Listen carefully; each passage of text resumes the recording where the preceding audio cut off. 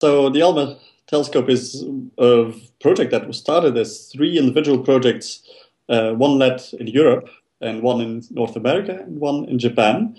And in this case, they were taking the very good initiative to join the projects and rather than making three big telescopes, making one giant telescope. So it's a very nice international collaboration to really join forces and really do. It's the first worldwide observatory, ground-based worldwide observatory that of this scale that has been that's been commissioned today. So it actually looks at where optical telescopes cannot see.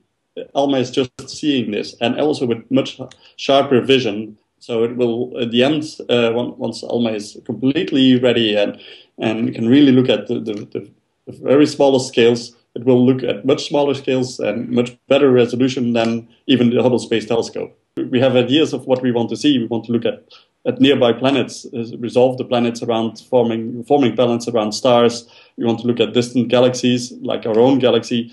We could normally see only the biggest galaxies in the very distant, very far in the universe. But now we will be able to look at normal galaxies like our own one in the very earliest times of the universe. So it's a complete game changer, and we actually don't know what we're going to be seeing because it's so much more sensitive and so much better resolution that we haven't seen before. So we're very excited to make all kinds of new and very unexpected discoveries with ALMA.